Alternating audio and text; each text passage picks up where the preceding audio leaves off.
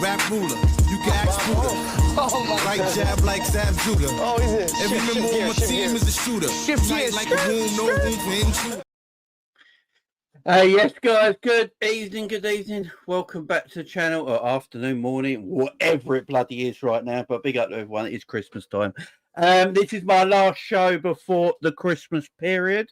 So we're going to be talking, obviously, about Liverpool and Tottenham and all the Liverpool news as well. But before I start and introduce K-Mac as well, just want to say, so overnight, I don't know what happened, but I lost 69 subscribers overnight. Now, I have no idea what happened. I don't know if it's actual people that unsubscribed, because it was all at one go. Like, it was over a matter of a few hours, like just people unsubscribe. So I'm not sure if it was actual people or bots, and YouTube had a cleanup, which can happen sometimes. So if you did unsubscribe to the channel, we are watching. Just let me know why you unsubscribed if you did. But yeah, we move on, man. We move on. Big up, I was in the chat as well, my man. Hope you're doing well. Big up you. Big up everyone in the chat as well. Hope everyone's doing good. Hope everyone is doing really good out here. Yeah, I'm gonna have to get that dance. Don't worry, I actually do the dance every night, so I'm going to have it down to a T come May. So don't worry about it. Don't worry about it. K-Mac, how you doing, mate? I'm good. I do that dance every time Darwin Núñez or Díaz scores. Yeah, right. It's my favourite. I'm going to play it again, man. Hopefully, I'm going to get better at it. Arne Slot's the man, you know. Arne Slot is the man, and he's welcoming a new manager to the penitentiary. Ange Postecoglou. Oh, I'm going to call him Big Ange. Big Ange is in. He's there now, as Double A says there. Charged with crimes for a highlight for life. A shite team and a clueless manager. There are his crimes that he's been found guilty of. Like. So yeah, but look, K-Mac, how you doing, man? You been all right? I'm good. Yeah, I'm great. Couldn't be better, mate. Like just loving life. Like, this is just get used to this.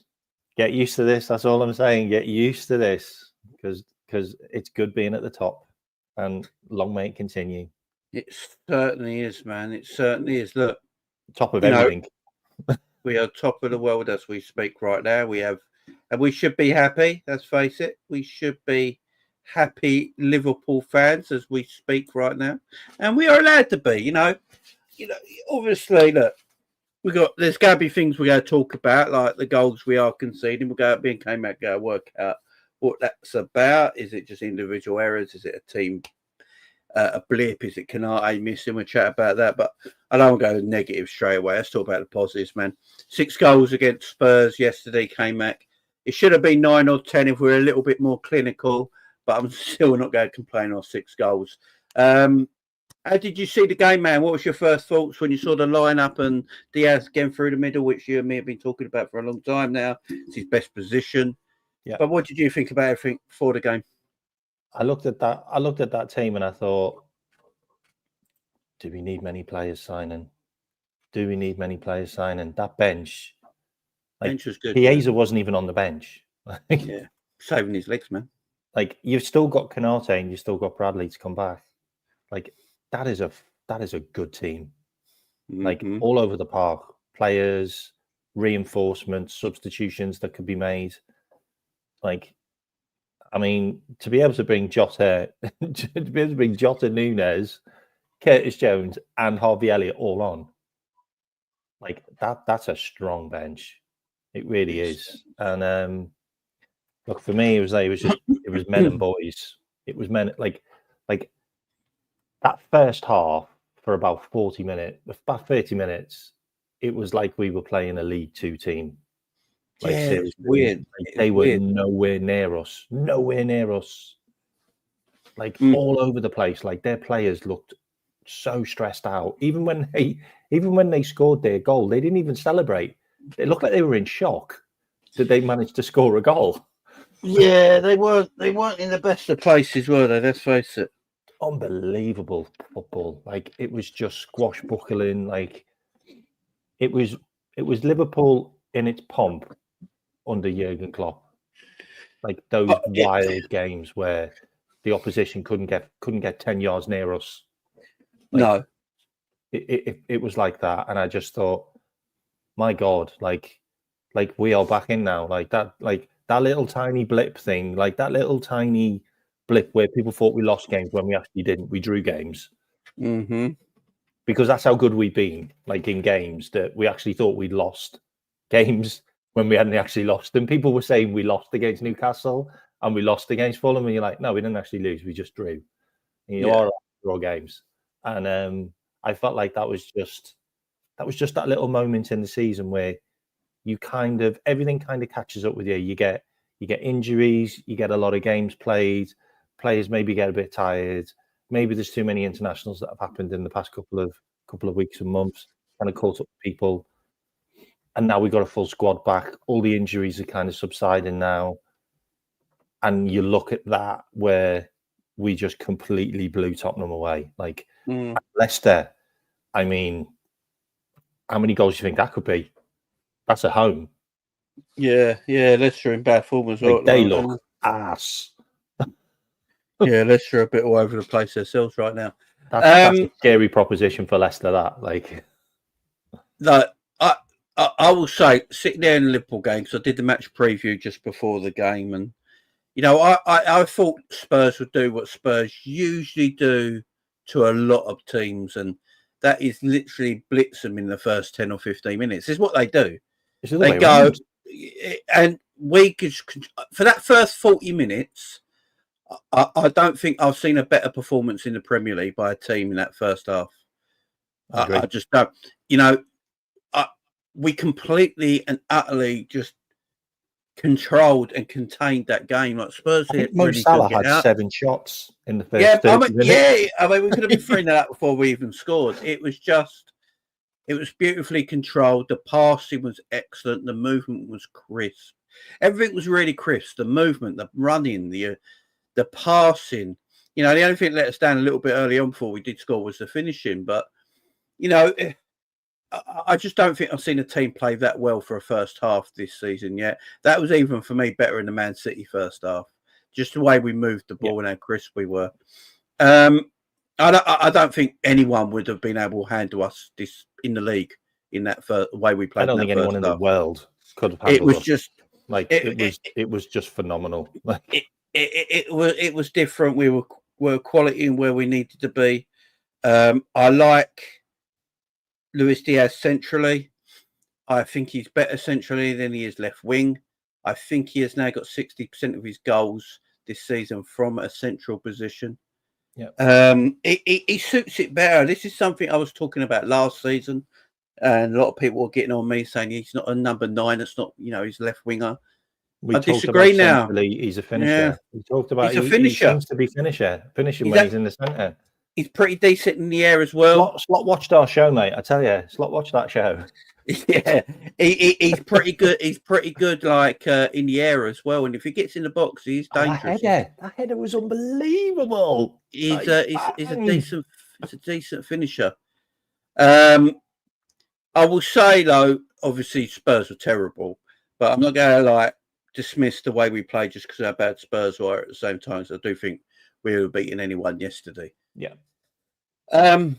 Few positives we've got to talk about. So Trent, obviously, look, I'll keep saying this about Trent all the time, is I've never had a problem with Trent's ability or his quality or anything like that, because he's got gifts that God gave him that hardly anyone else has got.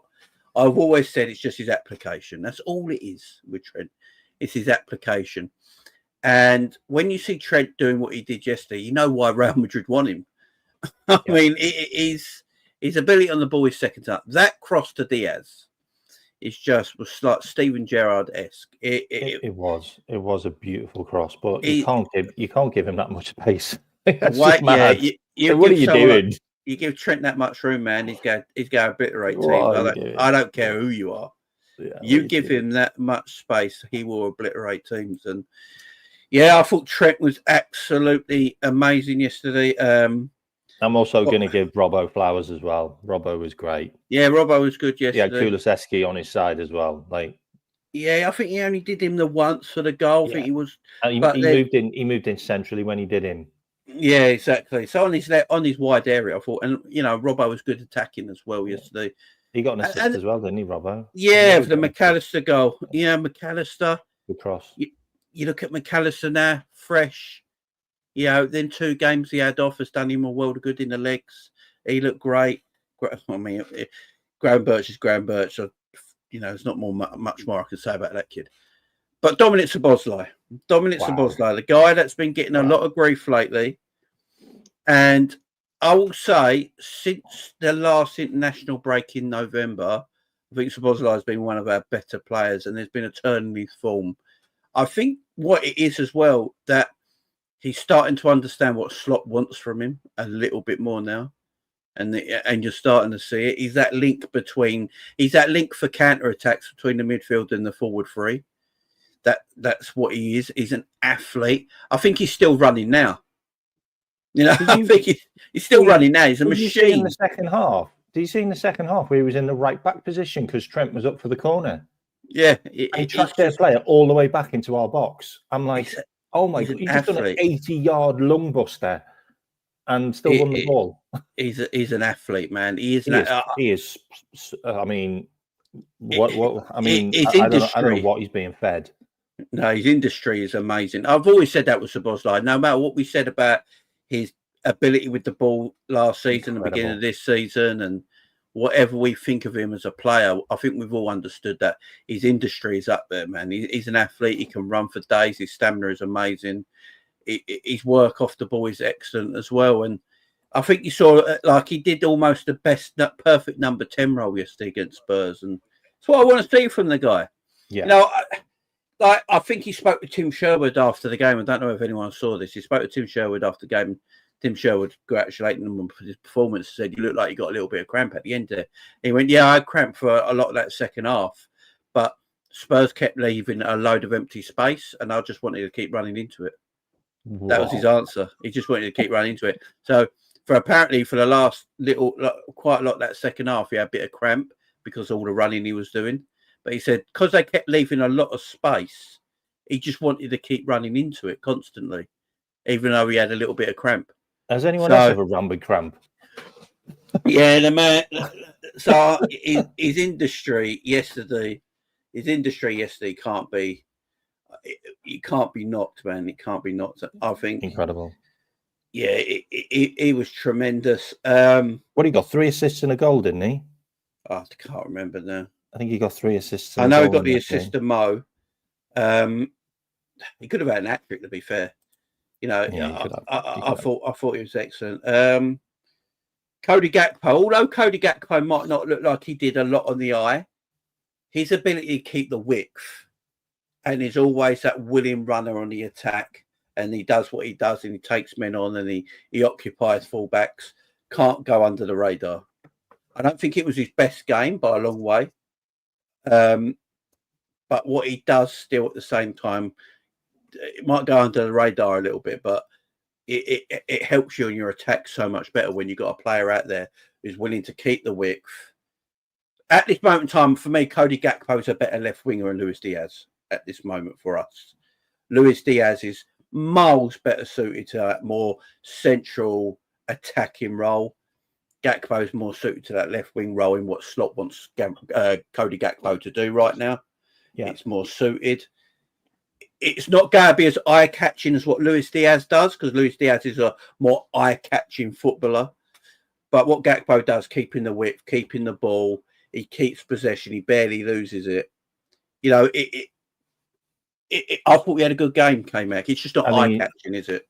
I think he's more dangerous anyway. I think he's also got more productivity. Think about the Cody Gakpo thing as well. Is I actually think Tottenham got back into the game because Gakpo came off, and we weren't as threatening down that left hand side.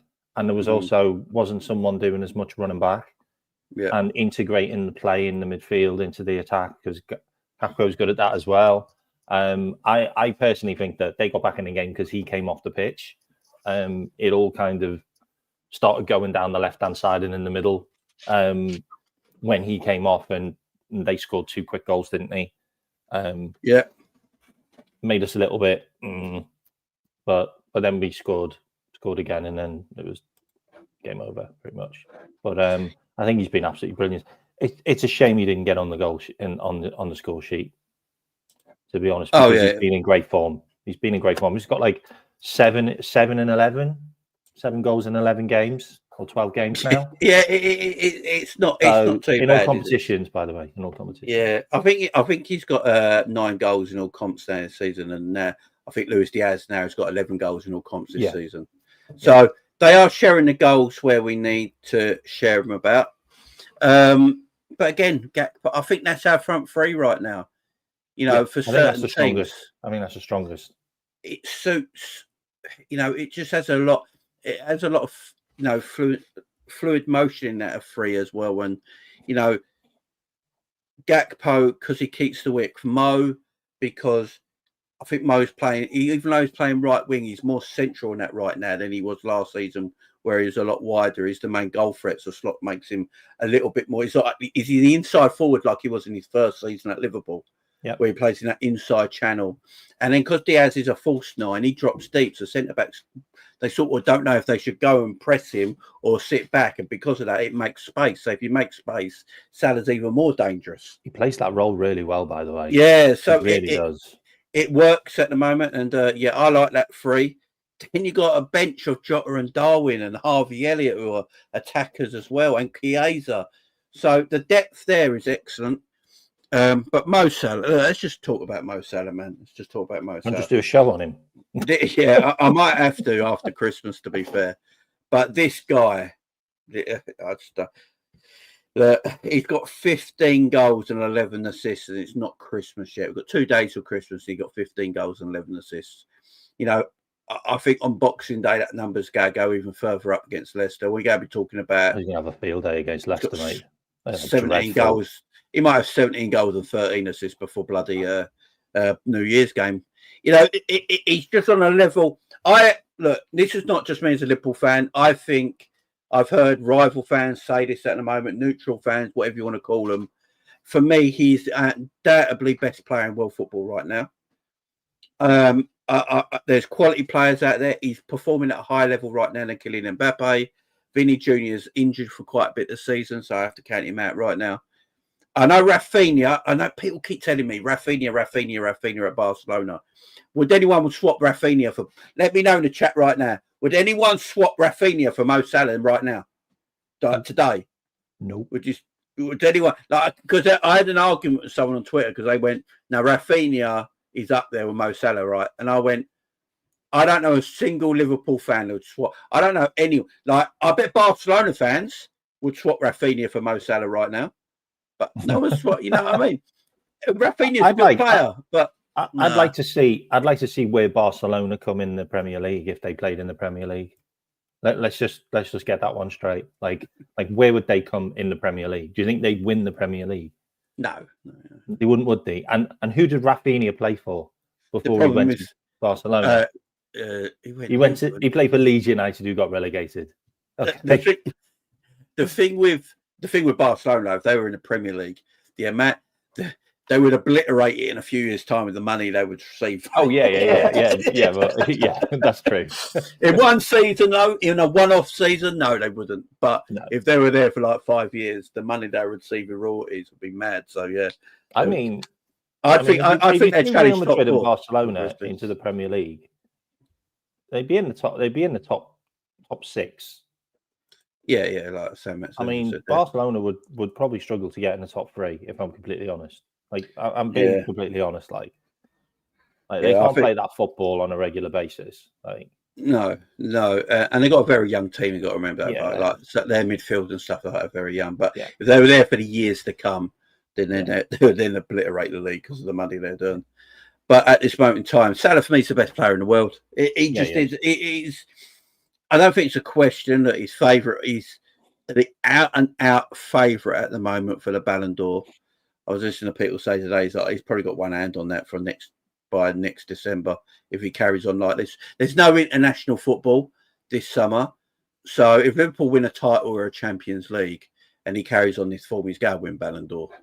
you know, and if he signs a new contract, we're going to have a Ballon d'Or winner at our club, you know, which we haven't since Michael Owen. He has to be in that three. He has to be. I think you could end the debate today and just give him Player of the Year for the Premier League right now. I'm just like, I don't know. Like this is the one thing I want to say about Molo. I want to see Mo carry it on after January, because if we're all truthful, sometimes with Mo, between January and the end of the season, sometimes he dips a little bit. And this is not a negative. It's just sometimes happens.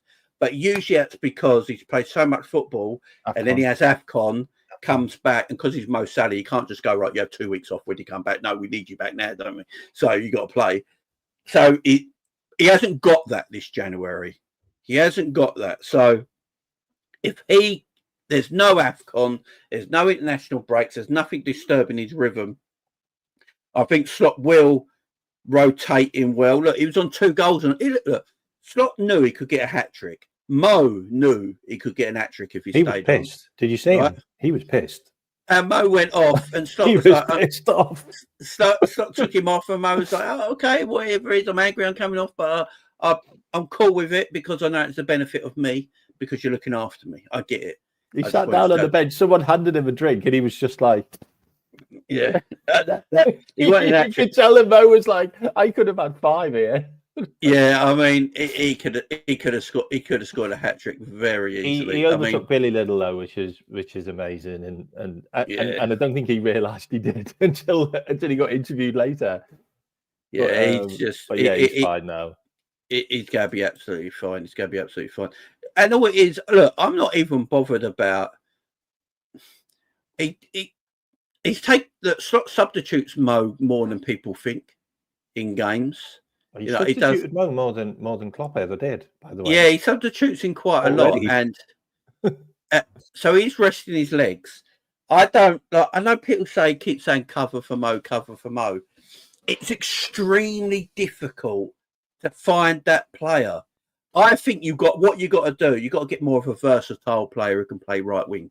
That's sort of what you go. It's maybe why we're after Ryan Shirky. Say this quietly, but it's maybe why we're after Ryan Shirky, because he's a versatile player who can play right wing and number 10. I think Liverpool will buy him for that reason, for the versatile reason, because I think there's going to be a couple of forwards who leave us in the summer, so we're looking to get people in. But you need a versatile player like that to get an out and out who can only play right wing. If you go and get a winger that is literally just a right winger.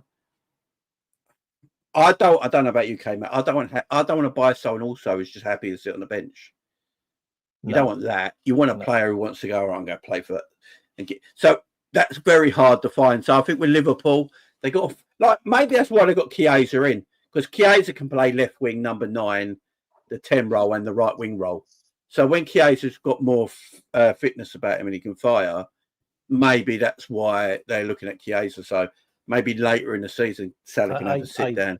Chiesa can come in. I believe that the Chiesa signing was Mo Salah's standing for the cup games and the games where we didn't need to play Mo all the time. Yeah. Look, the thing about it is Mo doesn't want to come off. Mo doesn't like being substituted. Mo wants to play every single game. There's a reason why Mo's broke all these records faster than anybody else has. Is because he's always on the pitch playing. He's fit. How do you replace a guy that's never injured and never wants to come off? You're trying to do something that he doesn't want. So it's a case of look, Mo, you don't need to play against Accrington Stanley, so we won't play you. You don't need to play against Southampton away, we won't play you. But we're 6-3 up against Southampton. We've got 15 minutes left. Mo, we're taking you off. Okay. All right, yeah, boss. That's fine. Yeah. But he'll want to play at home against Leicester. He'll want to play the Man United game in the new year. He wants to play. And that's what managers want, K-Mac, at the end of the day. That's the reason why he's been absolutely rinsed for Egypt. Because he didn't play football, and they're like, "Yeah, boss, do you want to come and play for us for Egypt?" You're playing all the way in Africa. It's not like I just want to play football. It's not like Egypt are not going to pick him. Do you know what I mean? I genuinely reckon if Mo was walking down the street and you were having a kick around in the park, it'd break the park. He'd want to know what the park. No, do you want to go on the? Do you want to go on the right wing for a bit? Like, before he started the game, he'd want to know the park record so he can break it. That'd be right. Before I start, guys, who's got the record in this park for goals and assists? I just need to know before I start so I can break it. That'd be him. But no, he's been again a tremendous servant to this football club, and I really highly rate. I can't tell you how much I rate the man, and that's why I've always said with these contract renewals, I'd be happy for Trent to leave more than the other two, because it might just me as an older man. I gravitate more to Salah and Virgil. I just really do, and and Salah's just a phenomenal footballer, and he still don't get the credit because apparently he's not eye-catching. I don't know what more you got to do as an eye-catching footballer when you score goals and assists. Personally, for me, that's all football was meant to be about. Football was quite an easy game, goals and assists. And then people will say it's not all about GA, which is absolutely true. But it all depends what kind of footballer you are as well. It does depend what sort of player you are. What wins you a game, though, mate? What wins you a game? Well, some wingers, to be fair, some wingers goals and assists. Yeah, and to be fair, some wingers are not about GA. They're about other things in their game that they do as a wide player. Yeah, but Mo's not really. Mo's always been about GA. You look at him at Fiorentina, you look at him at Roma, you look at him at Liverpool. He's always really been about that.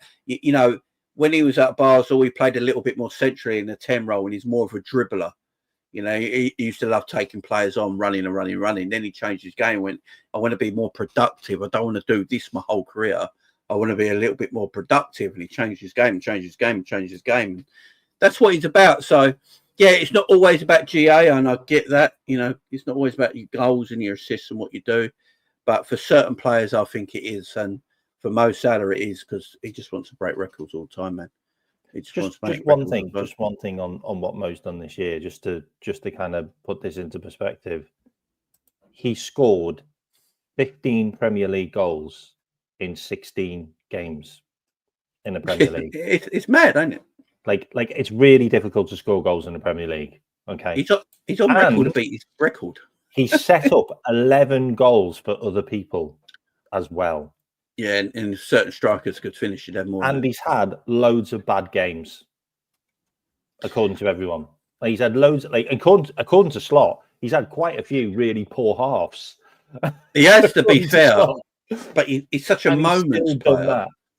Yeah, he's such a moments player, ain't he? That's the thing. I don't think Mo hasn't had a game apart from Notts Forest where he hasn't scored or assisted in the game all season in the Premier League.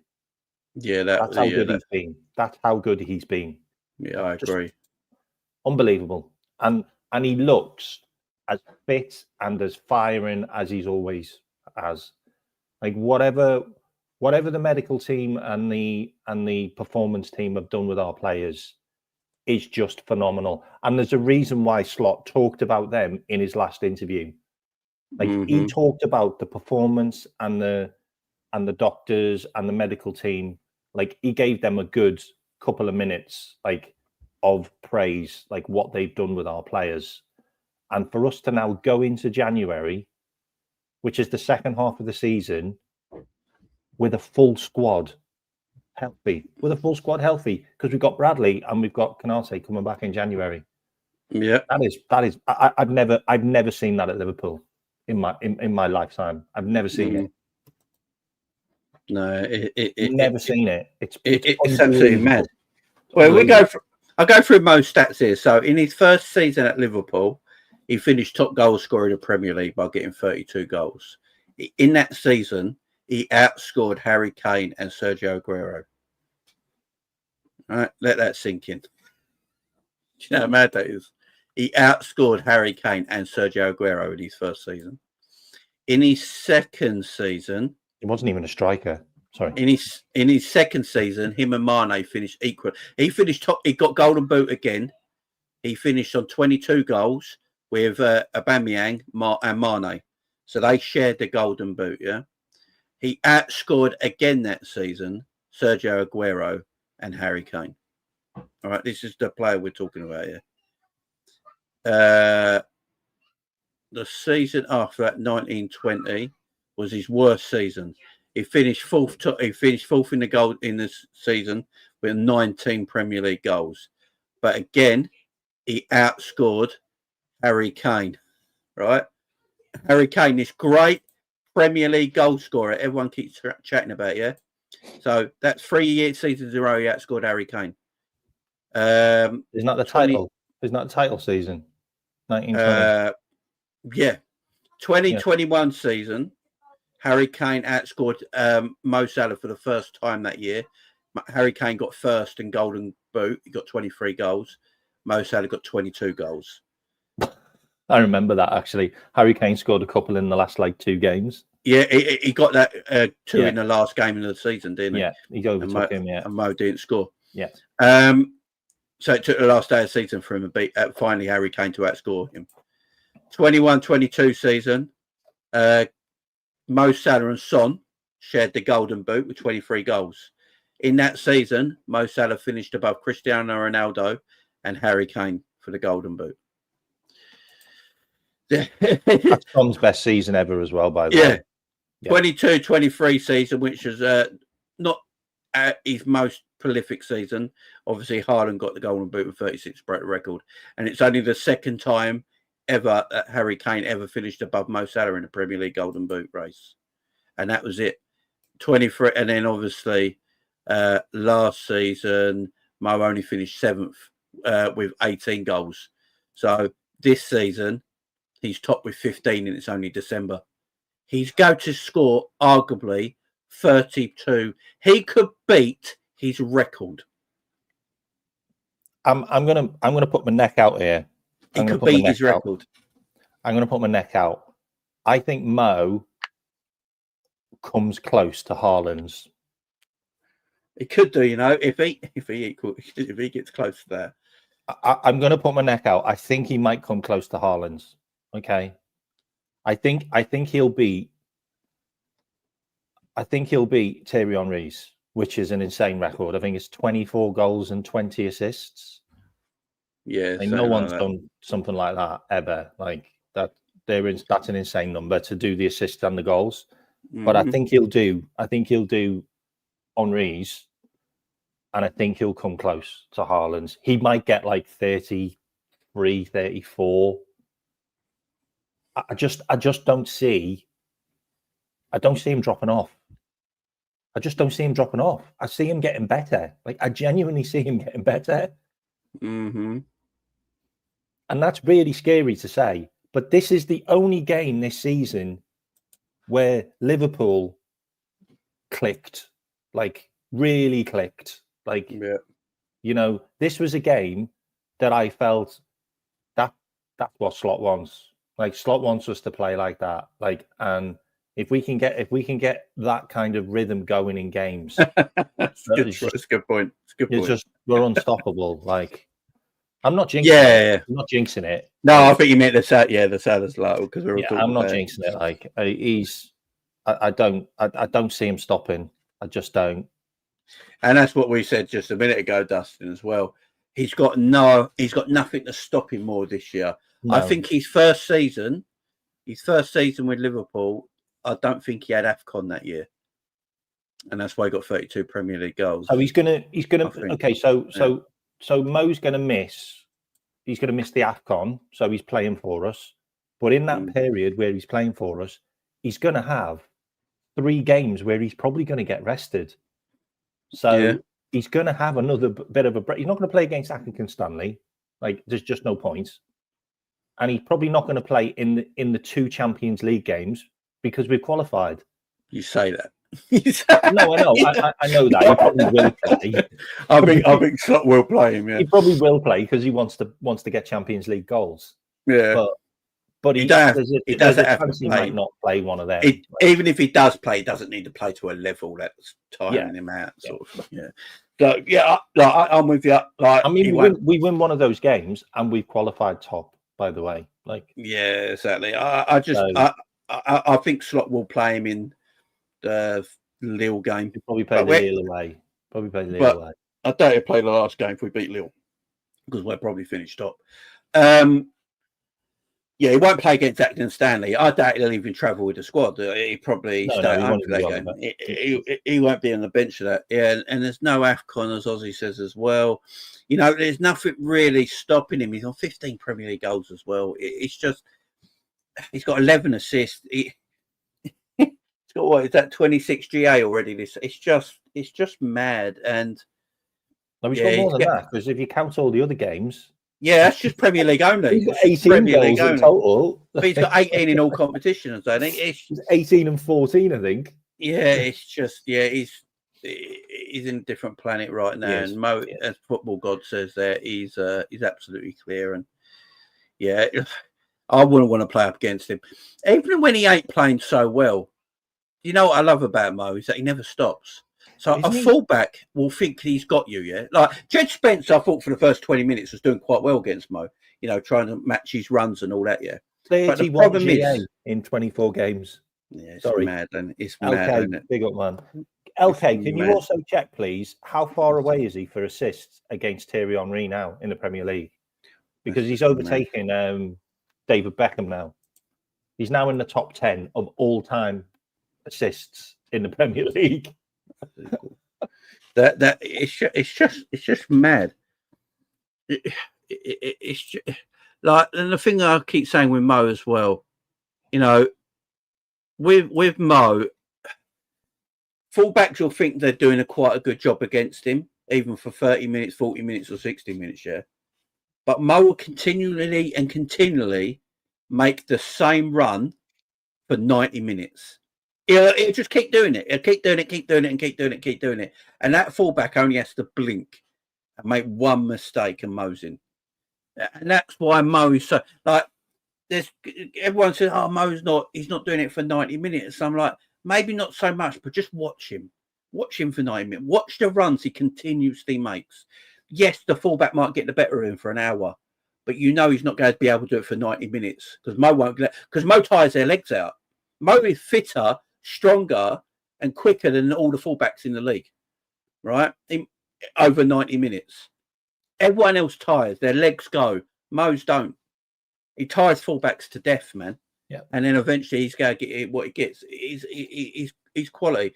Big up, Michael. He says, despite many rumours, Luis Díaz currently not planning to move away from Plittingall. Yeah, I just think they're trying to sort out a contract for him, mate. He wants to pay. He wants 150 grand. Give it to him, man. 150 is fine for a player of his ability. Yeah. Reports suggesting that Trent is eager to be the top earning bracket of Salah and Virgil. Understood to be wide of the mark. He knows his place in the pecking order. Wow.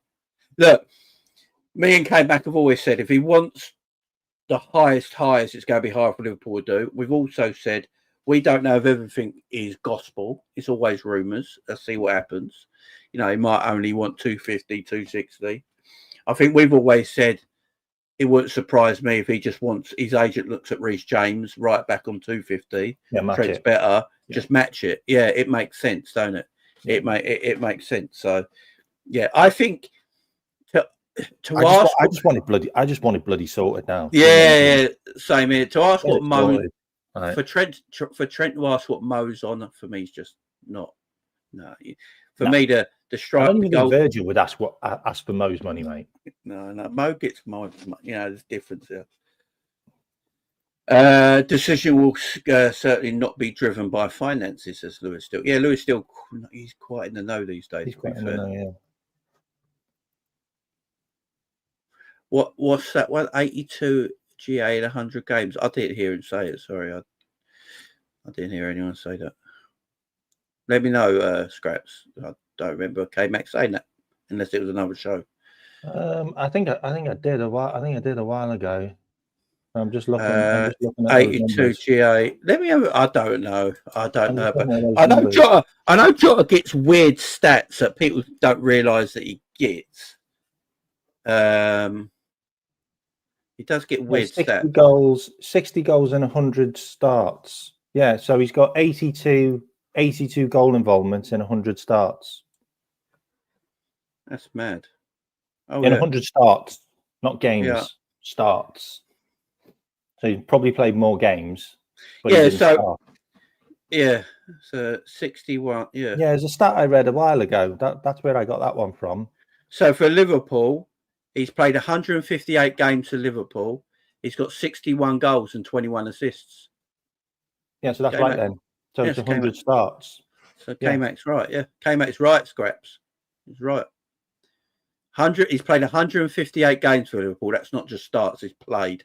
He scored 61 goals and 21 assists. It's goal involvements. So that's 82 goal involvements in 158 games. But that's 100 starts. Do you know, that's still fucking mad on its own. That's a mad stat, by the way. That's a mad stat. And he's not an out-and-out striker, and he's injured a lot. Yeah, it's mad. That is... I think people overlook that, 82 GA in 158 games. Wow. I didn't realise it, man. I didn't realise that myself. When I first saw that stat when Scraps put it up, I was like, really? Is that true? K-Mac got that a little wrong. He ain't. Jota the Slotter.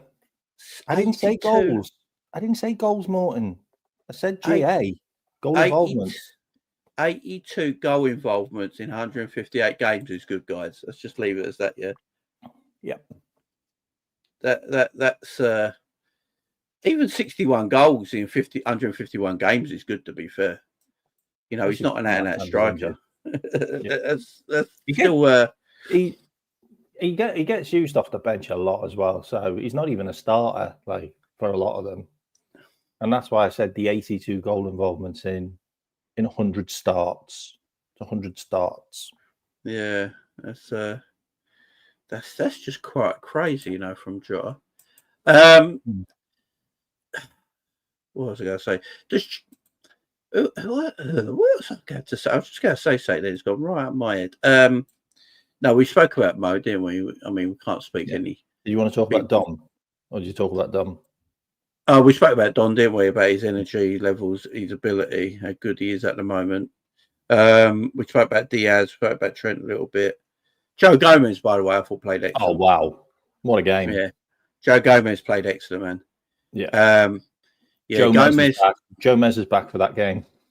Yeah, Gomez, and I think he went a bit under the radar. He's passed through the midfield, I think, was it for the third goal?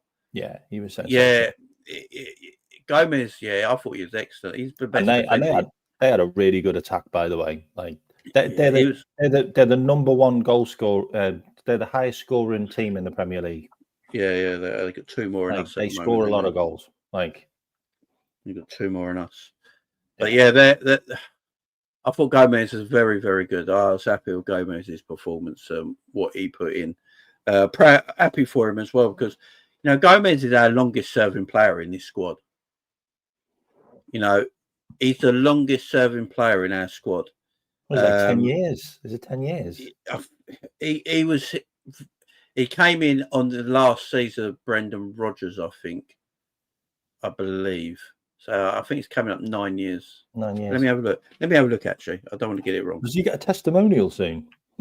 10 years, you do, yeah. If he wants one, you can ask for it. Hendo did, didn't he? Yeah. All rightly so. Yeah. Let me have a look. So Joe Gomez has been at Liverpool since 2015. This July will be 10 years. Wow, he gets a testimonial. He's not the type of guy that I think he'd ask for one, No, he's quiet, isn't he? Yeah, he joined Liverpool Football Club on July the 1st, 2015, and his contract don't expire till 2027. So when his contract expires, if he don't leave the football club, he'll be at Liverpool for 12 years. Wow, what a servant. Florida says, guys, we getting Shirky to Slot and not like Elliot. Shirky makes only sense if we sell. He can play I wide. think He can play wide. Yeah. Also, I think he's quite. What's that word? What's that word? The Liverpool use? Opportunistic signing. I think what it is, Liverpool have been made aware of him. If rumours are to be true, and I don't know this to be fact, I've only heard this on the grapevine. Liverpool were looking at Shirky and Chiesa in the summer and decided to go with Chiesa. So they've obviously been looking at Shirky for a while. I think Lyon are having financial issues in France. Lyon have said if anyone comes with 25 million quid, he can go. So if you're like a 21-year-old with that much talent for 25 million quid, sometimes you've got to take the punt. Sometimes you've got to take the punt and try and work it out. And if it don't work out, you can sell him a couple of years' time for 50 million probably. So it's one of them things that I think Liverpool will look at. Now, selling, does anyone think Darwin and Jota will both be here next season? No. I don't. So, you know, I know Luis Díaz wants to stay at the football club, but I do feel like if a big offer comes to Luis Díaz and we don't sort of contract out for him, then will be willing to sell him. So, yeah, look, he's a talented player who can play multiple positions. He can play right wing and he can play that number 10 position. Slot wants technical footballers. We've seen that. We know that for a fact now. Slot wants high technical players with high energy and good work ethic. Yeah, that's what he wants in his team. You know, you look at our midfield at the moment, Gravenberch, Mac Allister, and Szoboszlai is technical. It's hard work and it's grafting. It's got everything, and that's why it's a good midfield. Curtis Jones is a technical footballer. Harvey Elliott's a technical footballer. He's a cultured player. You know, these are the players he's using in that midfield more than, you know, Endo. He's not using Endo as much because, you know, Endo's more of your robust footballer. He's not using robust players. You know, he's using more technical players in that midfield. So maybe that's why he's looking at Ryan Shirky. Maybe he just wants more. Maybe he feels like, you know, players like Szoboszlai can play more roles than just the 10, play a little bit deeper. They can play left wing. You know, Shirky can play the 10, can play right wing. But they're all technical and good footballers. So maybe that's why we're looking at it. Or maybe we're just looking at it because he's 21. He's 21 years old, could be moulded into anything. He's got great technical ability. And it's cheap. I think the last bit is probably why. Yeah, and it just sort of makes. I can understand it. He is. If you look at if you look across our midfield and our attack, his profile is completely different to them. His profile's different. He's tricky. He can go past players. He can beat a man. He's got good ability on the ball. You know, he's a French international as well, isn't he? Like, I think Lyon are there or thereabouts in the Champions League or the Europa League every single season. So he's got bags of experience. Yeah, and he's still only 21. Like, freaking hell, yeah. The guy's been around since. Hasn't he been playing since he was like 16? Yeah. I think people are looking at a player that does have great technical ability. Yeah, I think it's just one of those where if we can get him for like 25 million, you take the he punt, might turn out to be an absolute baller. And if it don't work, you're going to make profit. We just sell him for a little bit more. You make profit on him. So that's why it's one of them things where sometimes, like Thiago did. I love Thiago as a footballer, but he didn't really suit the way we wanted to play. Yeah. We made him more of a box-to-box player. That's why he ran out of legs and he was tackling and shit like that. But he cost 20 million. David Batty. Yeah. Because we needed to. But he cost 20 million quid. I know. When a player like Thiago is on the market for 20 million quid, you sort of got to go, you know what, I'm going to take the punt. I think that was what it was, wasn't it? And you just do. These players come He's around. Never going to be available again. you got you buy Shirky in January, guys, and he doesn't get in the team straight away, but he's part of the bench. And you look at our bench, and there's Ryan Shirky there, Harvey Elliott, Curtis Jones, Jota, Darwin Núñez, Queven Kelleher, a Joe Gomez, a Tsimikas or a Robbo, and a Connor Bradley. That's the best bench arguably in the league.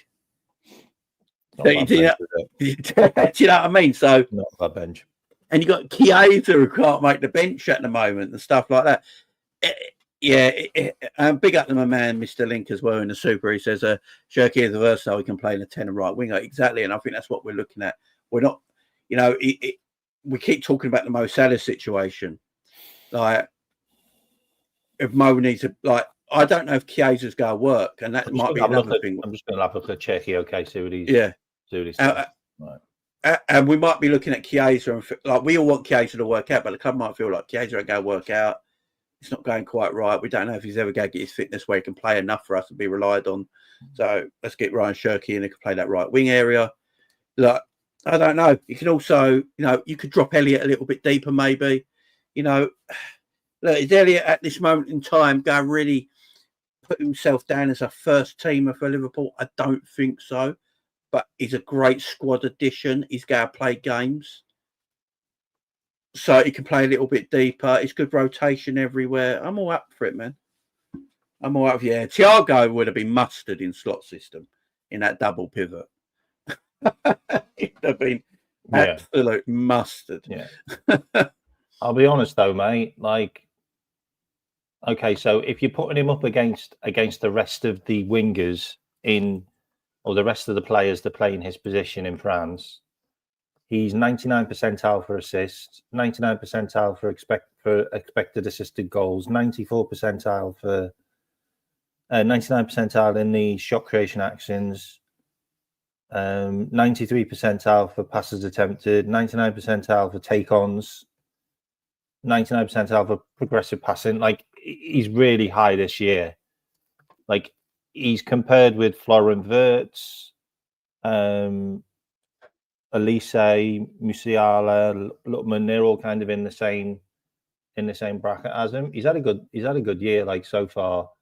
What has he got? He's got 3 goals, 3 assists in 7 starts.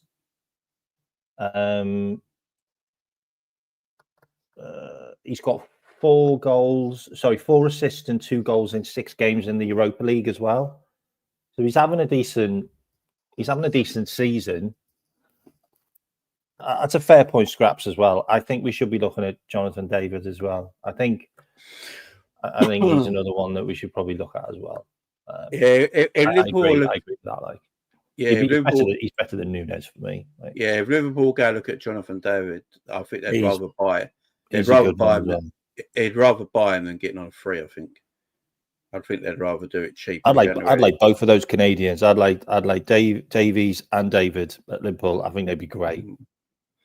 Yeah, Jonathan Davids, I've seen a little bit. Marketing for them as well, because we've got US owners, would be brilliant as well, because they're Canadian. Canadian. I just don't know if Jota and Darwin are going to both be in next season, so they might be moving in the forward line in the next year or so, in my opinion, definitely. Now we're talking about Alfonso. You're talking about Alfonso. Yeah.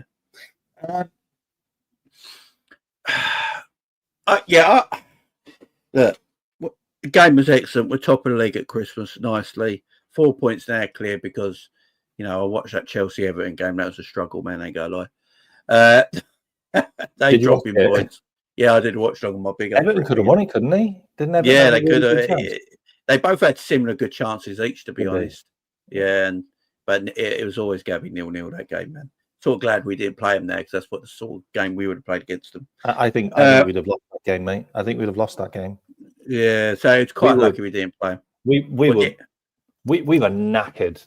We were knackered. In between that huge amount of games that we had, and we were Everton for the last game at Goodison with Liverpool. That would have just been a horrible game with 90-mile-an-hour winds. Yeah, it'd be murder, man. I ain't gonna lie. That'll be murder. Yeah, look, there ain't too many negatives. Yes, we conceded 3 goals. I want to talk about the goals we conceded now. So obviously we conceded 8 goals in our last 3 away games, I do believe. Since Konate went off, obviously. Now, it's obviously not a diss on Gomez because Gomez is actually a good defender. I do think the miss of Konate is bigger than people might have thought, but just because of his presence. Look, Gomez is a good defender, and there's nothing. I'm not going to slag Gomez off here. He is a very good defender, very capable of doing a job. Konate this season, though, has a lot of aura. He really does. And he has a lot of presence. His presence alone, the man is like 6'4", and he's the size of an American fridge. And he's, and when you see him, you're like, nah. You know what I mean? You can't get past him. You can't get round him. He's covering, what he does in that inner side, in channel area in between right back and centre back. I think he's arguably the best at it as well. He's better at Gomez than it. He's very good at stepping into midfield, not into midfield, but into midfield. Yeah, I don't stepping think in a little bit. How important that is. He's so good in that position. He basically plays like a DM in some phases of the game. He doesn't lose the ball in the air either. Like literally, we never lose a header with him. Honestly, I don't think people realize that our defense became leaky when he left the team. It's just the way it is. It's just the way it is. It's his ability to play in that position, doing the things. Aerial drills. Anything comes from deep, he clears out. The ability to step in if he needs to step in. Covers the space. He is extremely good at it. Also, I will say, we could have just gone through our shit period. Our form-wise. Everyone has peaks and troughs in the season. Yeah, no, I said that as well. Yeah, we could also just gone through. This could have been our lull. Yeah, we could have gone about had our little wobble, but instead of losing games, we drew games. Which people still think we lost. Yeah. Also, I think there's a lot of individual mistakes that happened as well. Yeah. I think if Robbo doesn't get sent off against Fulham, we win that game. Things like that. Slot is not looking for Robbo to get a red card. Robbo gets the red card. Slot has to change everything around. You end up drawing that game 2-2. I think it's 11 versus 11. Liverpool go on to win that game 3 or 4-1, in my opinion. Yeah. Because the way we played in that second half. 100%. So individual mistakes have cost us. The missing of the presence of Konate has cost us as well. And we might have just gone in a bit of form that went a bit... it's just... But we're still top of everything. It's not really cost. We still got points. We still managed to get points out of games that although we probably shouldn't have got points out of. Although we drop points, rivals drop points as well at the same time. So that's a huge thing. I mean, that's a huge thing. Everybody's we got away with it. We got away with it. Yeah, we got away with it. We got it. We got away with it a little bit. Yeah. On that regard. Yeah. So, it's something Slot's going to look at. You can tell Slot weren't too happy at the end of the full time. And he spoke about it again. He brings up Nottingham Forest. The man's obsessed. But every single press conference he talks about Nottingham Forest. I love it. We play Forest in a few weeks, so I can't wait. Love it. And he's basically saying we scored 6 goals, but we really shouldn't have conceded 3 goals. There's lapses of concentration. Mac Allister trying to take an extra touch in midfield, doesn't need to do that. Defend. I do think that was a foul, by the way, but I don't know. I thought he got fouled. But it just needs to be a bit strong. That's my only thing with Mac Allister. Mac Allister sometimes, just get your head up a little bit more on the swivel. But just a little bit of lapse of concentrations. But personally, I think that happens when it's so easy and you're 5-1 up, and it is so comfortable. I do think you can just have a lack of concentration at times. That's what I said. I think it's really difficult to keep the level at that. At that speed, like why do I need to run my ass off now? We're winning by 4 goals. It's 4-1. Why am I still doing all this work? And it proves if you don't, then you can concede goals. But you also have to look at the competition. Hang on, one minute. Honestly, The mad thing is, I was correct because Konate did have a look at himself in the mirror and he's performing better this season. He did. So I was right. He did. I Konate come flying back and wanted the shirt back off him. So I was correct. So Kwanzaa took his position. Klopp said it himself. He took his position. Konate in the summer said, "I ain't doing it. That ain't happening ever again." And looked himself in the mirror, and now he's twice the defender. So and he's also the captain of He's also the captain of France as well. France, now. That's how well he's. So Uncle Jamie was right. Let's move on. Go on, K. What are you saying? Yeah. So what I was saying was, against another team, and you're winning 4-1, they'll probably just go for damage control, and they won't play the way Tottenham play. Like Tottenham. The weird thing about Tottenham, it doesn't matter how many goals you've scored. Oh, hang on. Let me do this again. As a left winger, yes. As a left winger, I do. As a central forward, I don't. Let me just put it that way. As a left winger, Cody Gakpo is better than Luis Díaz. As a footballer playing in the number 9 area, Díaz is better than everyone. As a left winger, I'd have Gordon over Díaz, yes. Go for it. I wouldn't have Gordon over either of them. But I like Gordon. I think Gordon scores goals for Liverpool. Not a big fan. And everybody knows that, by the way. I'm not just saying that now. Like, I'm not a big fan.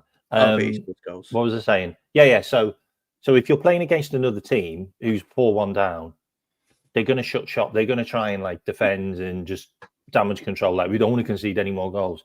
But Tottenham are a weird team, and they'll just keep on trying to score goals, even if they're 4 or 5 goals down. And I think that's what happened with them. They're just that type of team. Like, once they get one, then they can get another one really quickly. But then we regrouped and scored a 5th, and scored a 6th, and then it was game over. Like, they were never coming back from that. But the weird thing about them is, I think that's the biggest defeat they've ever had at home. 6 goals. No one's ever scored 6 goals past them. No. And we're the only team where we beat them by more than 1 goal this season, I think, as well. I think there's a couple of mad stats about Tottenham. Yeah, Tottenham come back in a lot of games. Yeah. They all score goals. I didn't expect a clean sheet against Tottenham. I don't think anyone did. I didn't expect a clean sheet against them. No. They've got more goals than any other team in the Premier League. There's a reason why.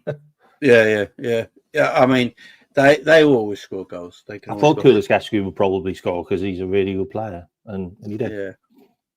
Guys, everyone's coming at me in my Gordon take. Leave me be. I like Anthony Gordon. Okay, I like him. I think if he played for players, I think if Anthony Gordon played, for Liverpool, he'd score a lot of goals. I really do. But that's my opinion, guys. My opinion. That's all. Tell you what, though, Isak. Whoa. Yeah, Isak. If he can stay fit, I'd be throwing 100 mil at them. See, my mad thing is I don't rate Isak. See, this is my mad thing. I don't. He is deadly. Absolutely deadly. I've always said Isak's the best. For me, 25, you know. Isak is 24, 25, 24. I don't know how old it is. I think Isak is the most. He's probably the most lethal finisher in the league. I will say that. He's the most clinical. There you go. That's the word I'm looking for. Isak's the most clinical striker in the Premier League, in my opinion. I've always said that. He is clinical. He's always going to get bad goals wherever he plays. Apart from Real Sociedad, he didn't back that many. But he's clinical. He played for Dortmund. You know that? Yeah, did he? Played for Dortmund. Yeah, he used to play for Dortmund. He's at 25. Yeah. I don't know what it is. Guys. Don't kill me on it. I just don't know what it is about Isak. There's something about him. I don't know what it is. I don't know what it is. I really don't. I do apologise. And the thing about it as well, we genuinely don't know what kind of striker Slot is gonna want. Like, we just don't. Like, he's got what he's got right now. But I think who would Slot choose as his striker? Would he go for an Isak? Would he go for a Goinkres? Would he go for a Cunha? Would he go for a João Pedro? Like, we just don't know. Like, we really don't. Like, it could be one completely out of the blue that he signs. Do you know what it is? I think he looks at Mo Salah as our main goal scorer. and why wouldn't striker. you? Like why wouldn't you? like why would you do what Pep and Linders did for the last 2 years and play him so far wide that he's like a linesman? Yeah, if you look at Mo last season, Mo looked grumpy a lot last season. That's down and all that, and people he kept on passing the ball to Nunes that missed. Yeah, and everyone. Do you remember everyone was having a conversation at the end of last season? Is Mo leaving now? There was a poll on Twitter. Where would you let Mo go to Saudi Arabia? And I think more people said yes than no. I'm like, what? See, the number 9, you might call me mental here, yeah? If Liverpool go buy a number 9 from the Premier League for next season, I'd go get John Duran. Oh, mate, Duran is insane. I think Duran would suit Liverpool more than Isak would. That's a great shout. I look at the way Duran plays. He's physical and he's strong and he's quick as well. You know, and he's only 21, I believe, ain't he? He's young. He's insane. He's a hell of a player. I think he would suit Liverpool more in the way we play with Mo Salah and Cody Gakpo and Luis Díaz than Isak would. But my problem is I think he's signed a long-term contract, so he's going to probably be off the table. I don't think anyone's going to be able to... I don't think Newcastle are going to sell Isak to a rival who they consider a rival, although Liverpool, Newcastle, Liverpool, Arsenal, they're not rivals, but that's where Newcastle want to be. So they're not going to sell them to make their other teams that are in front of them better and stronger. So I don't see Isak leaving Newcastle for a Premier League team. And if they do, it's going to cost you the world. You know, so, yeah. It'll be 100 million. Said, it's It'll like... be 100 million, Isak. They signed him up to 2030. I don't blame him. I don't blame him. I'll tell you what now, if Isak's worth 70 million and John Duran's worth 70 million, I'm buying John Duran instead of Isak. I think Duran's is he Colombian or isn't he South American of some sort? Yeah, Colombian. He's Colombian, Ecuadorian or something like that. I can't remember. I can't remember. But they had like loads of offers to sell him last year, and they didn't sell it. Colombian, he's Colombian, okay. Yeah, Colombian. There you go. I'm just feeling it. You might want to check his passport as well, by the way. Just saying. If Duran's 70 million and Isak 70 million, if they're both the same price, I'm probably leaning more towards Duran because he's younger. For me, he's a bit stronger. He's a bit more physical. My worry about Isak, he does pick up a lot of knocks, and I don't want another Jota. You know, where I've got a clinical striker, but I can never rely on him too much. You know, for a lot of money. So, yeah, the only thing about Duran is he hasn't got the data behind him yet. Like another year in the Prem, then you see why Chelsea wanted him, though. Then I'm going for that. Like, absolutely, yeah. Then I'm going for that, but I can't see him not scoring another like 20 goals like next season. Exactly. Cunha's good as well. Though. I mean, Cunha's an all rounder. And he like scores goals, creates goals. If I'm going to get someone, like a hell of a player. If I'm going to get someone in Cunha's like Cunha, I'm probably going to get João Pedro. If I'm going to get someone like in that Cunha mould, I think like him and João Pedro are quite. You're paying double for João Pedro, though, aren't you? Because it's Brighton. Yeah, I do like João Pedro. Though, I ain't gonna lie. I do like. I just. Like Scrap says here, the fact that we see Díaz in the middle more now tells you Slot probably doesn't want an out-and-out 9. That's what I've been saying for a while. People just won't listen to me when I say these things. Like, I don't know if Scraps was watching that show I did with Monts. What is it? About 6 or 4 months ago, Scraps, you might have been watching on Monts' channel when on that Monday show when I said I want to see Díaz through the middle. He's better in the number 9 than he is left wing there. And everyone laughed at me. We talked about it last year on your show. Yeah. But everyone on Monts' channel laughed at me. No, not Monts, big up the Monts, but everyone on his chat, they were laughing at me, taking the piss, going, Jamie don't know ball, Jamie don't know ball. Comments after it, Jamie don't know ball. I'm so like, just look at it for yourself, man. He's very good in that central area. Comes alive in the box. He always does. You know, I'd rather see Díaz making that making him central runs, getting into the box, where he's got the ability to play on the width, the whole of the 18-yard box from left to right, than just having him out on the left and cutting in all the time. Because when he cuts in, the problem is if Salah's cutting in and Díaz is cutting in, your main strikers go have less room, so they go not be able to get in the box like they should. But if you've got Díaz, who plays that false nine role, the left winger and right winger can cut in more because the space is available to them. And then your right winger is the most lethal striker. That's why he's got 15 goals this season. He's getting more room in front of goal. So, yeah, that's why when Darwin and Jota play, they play deeper. They're not right up top. They don't play right up. They drop. They all drop a little bit, which tells me maybe he brought Núñez on and played him as a left winger. Pause. Yeah, pause. Yeah. So I just yeah. Jamie, are you on big up for the Inter Milan and Como game tonight? No, I'm not tonight, man. I'm not tonight. Yeah, there you go. 22-23 season. Yeah, everyone called me a madman. But yeah, he's doing the bits right now. Duran has the best minutes per goal ratio in the league, by the way. Yeah, he's sub loads and he scored off the bench. Yeah, and now he's starting to play more. Yeah, Ollie Watkins is leaving Villa before Duran does. Yeah. But as Mr. Slotball says, there's nothing wrong with our attack at this moment in time. You know, it's all doing bits and good to them. But yeah, look, Tottenham game. It's a great win. It's 3 points. We've got Leicester Boxing Day, K-Mac. You know, the last time we played Leicester Boxing Day, we all know what happened. We won the Premier League. A virus came and shut down the world as well. So let's hope that bit don't happen again.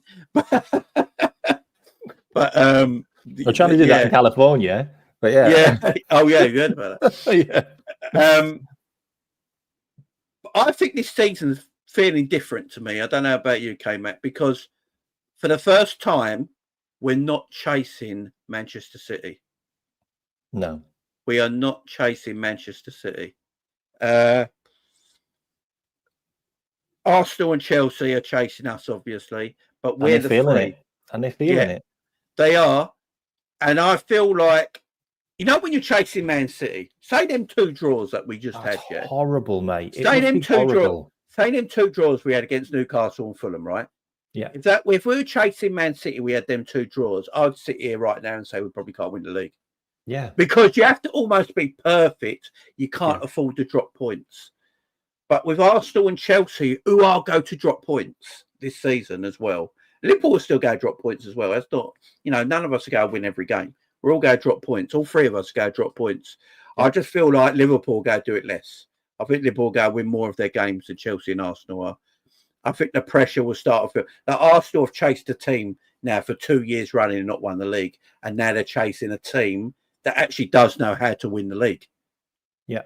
So it's now. So for Arsenal, it's pressure again. For Chelsea, they're a bit of the unknown because not coming out of nowhere. They finished the season actually. One thing with Chelsea, I think everyone forgets, they actually finished the season well at the end of last season. With Poch, they did. You know, Poch really finished the season well with them. So they're coming to this season pretty well. Maresca, pointless competition that they're going to win. Yeah. And because of that, they're playing once a week because their first 11 don't play in that competition.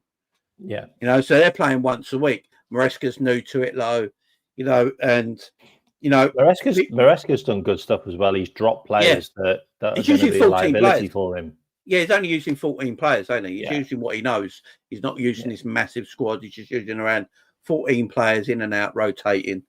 So they're no one knows what they could do, but they go drop points as well, which we see against Everton. And I don't think Chelsea are beating any of the big teams yet. So no. The thing about the Chelsea thing as well is I've said this on other shows.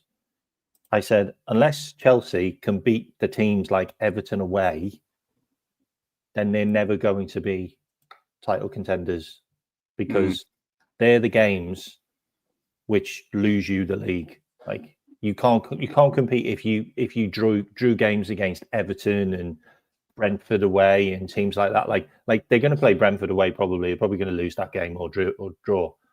Like, and also they have to start beating the bigger teams. They have to start getting points off the top teams. Like if you really want to compete, like especially at home, like so that's the thing with Chelsea, and they haven't had any big injuries. Chelsea, yeah, no, they haven't lost their Cole Palmer yet, or their they haven't even lost Pedro Neto yet, which I find unbelievable. Well, they rotate. He's managed to stay fit. They're rotating well, to be fair. But yeah, I mean that's the thing with them, and another big thing with Arsenal as well is they've lost their biggest player. He's their biggest player. I don't care what anyone says. Oh, Saka's he's their best player. You know? He's their goat. Like everything that good that comes out of Arsenal right now comes through him. Whether he's assisting, whether he's scoring. Let me read out his super. And he also makes Odegaard a better player because the two. Oh yeah, because he makes the movement for Odegaard, don't he? Yeah. Honestly, said keep an eye on Charles D. I'm not sure how you say that name.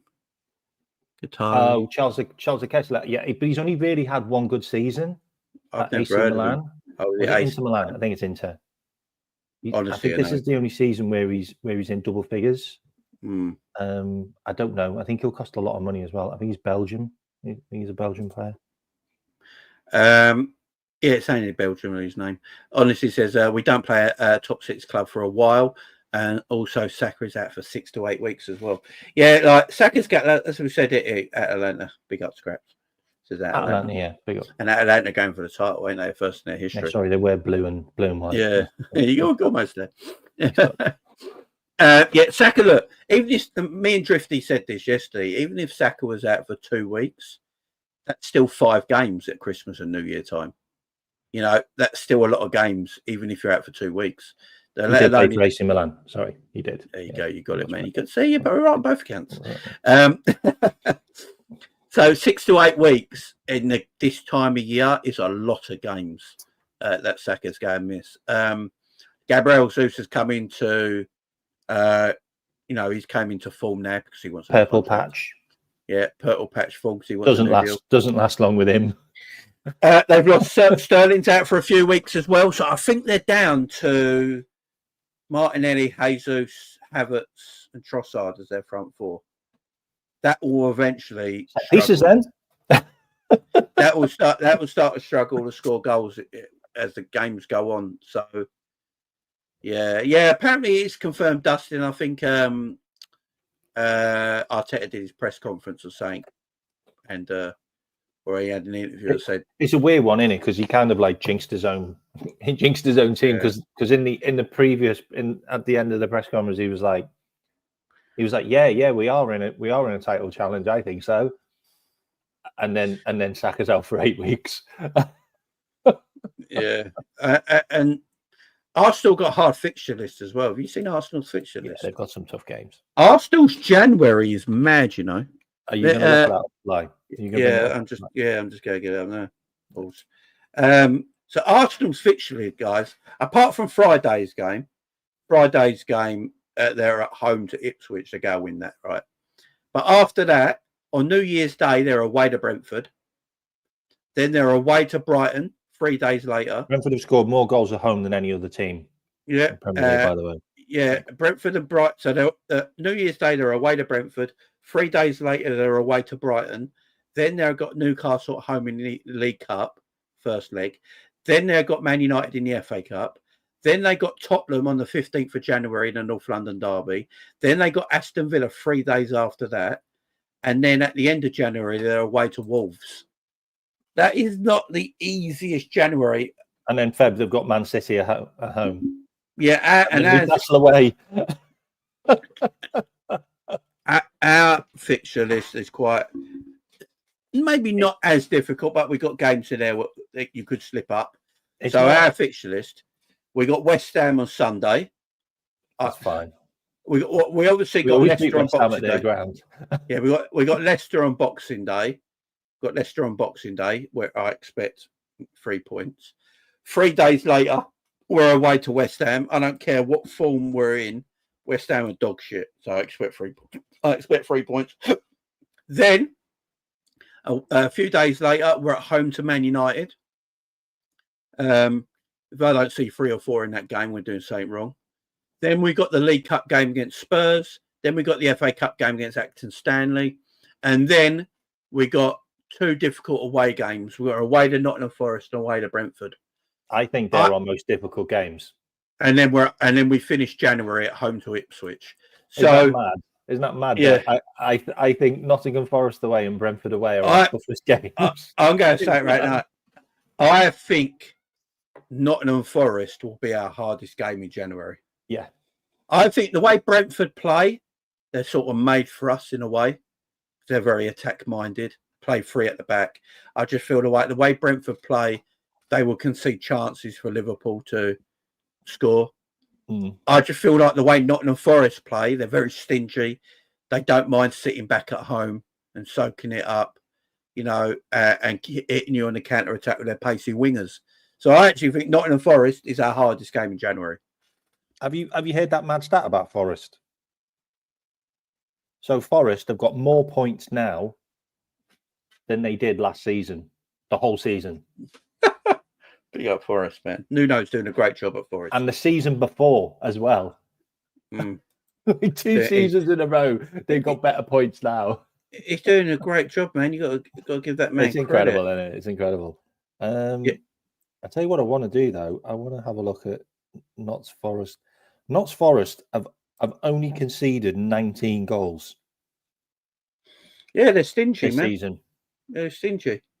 So we're on level goals conceded as Arsenal, 16, but we played a game less.